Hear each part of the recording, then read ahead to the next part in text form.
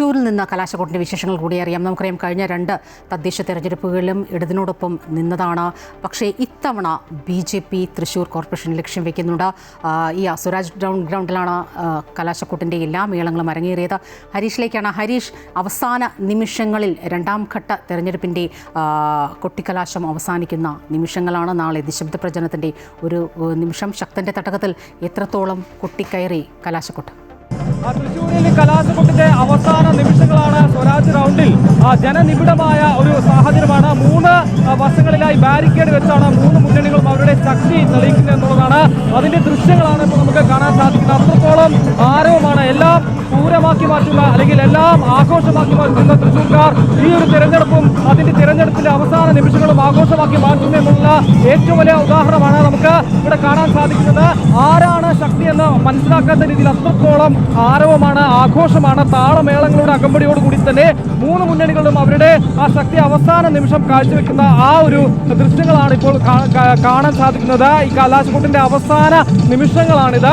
അത്രത്തോളം വലിയ ജനക്കൂട്ടമാണ് നമുക്ക് ഈ ഒരു തൃശ്ശൂർ സ്വരാജ് റൗണ്ടിലെങ്ങും കാണാൻ സാധിക്കുന്നു എന്നുള്ളതാണ്. ആ ഒരു ആവേശം അത് ഒരു പൂരത്തിനോളം, അല്ലെങ്കിൽ ഒരു പൂരം എന്ന പോലെ തന്നെ ഈ ഒരു തിരഞ്ഞെടുപ്പും അവർ ഏറ്റെടുത്തു എന്നുള്ളതാണ് ഏറ്റവും പ്രധാനം.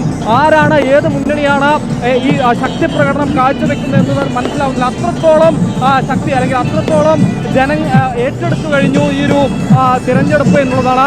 ആ തിരഞ്ഞെടുപ്പിന്റെ അവസാന ഘട്ടം, ആ കൊട്ടിക്കലാശം, അതാണ് നമുക്ക് കാണാൻ സാധിക്കുന്നത്. പ്രധാനപ്പെട്ട നേതാക്കളെല്ലാം തന്നെ എത്തിയിട്ടുണ്ട് എന്നുള്ളതാണ്. അത് കോൺഗ്രസ് ആണെങ്കിലും CPM ആണെങ്കിലും BJP NDA ആണെങ്കിലും ഒക്കെ അത്തരത്തിൽ വലിയ നേതാക്കൾ, മുന്നണികളുടെ നേതാക്കൾ, ജില്ലാ നേതൃത്വം അടക്കം ഇവിടെ എത്തിയിട്ടുണ്ട് എന്നുള്ളതാണ് ഏറ്റവും പ്രധാനം. നമുക്ക് ദൃശ്യങ്ങളിൽ കാണാം.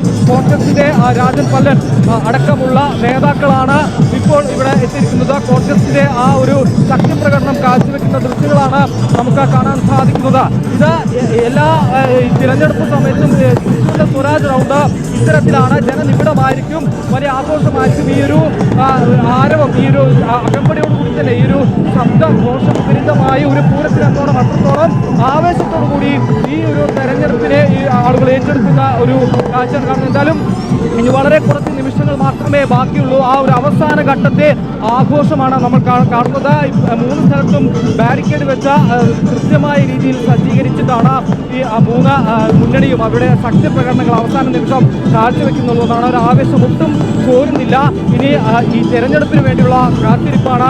ആരാണ് ഇത്തവണ തൃശ്ശൂർ എടുക്കുന്നത് എന്നുള്ളത് അടക്കമുള്ള കാര്യങ്ങളാണ് കാത്തിരുന്ന് കാണേണ്ടത്. അതിന്റെ ആവേശമാണ് ഈ ഒരു ജനങ്ങളെ നമുക്ക് കാണാൻ സാധിക്കും. എന്തായാലും വരും ദിവസങ്ങളിൽ നമുക്ക് അതിനുവേണ്ടി കാത്തിരിക്കാം. ആ ഒരു ആരവം ഇതുപോലെ തന്നെ തിരഞ്ഞെടുപ്പിനടക്കം ഉണ്ടാകുമെന്നുള്ളൊരു പ്രതീക്ഷയിലാണ് തൃശ്ശൂരിലെ ജനങ്ങൾ.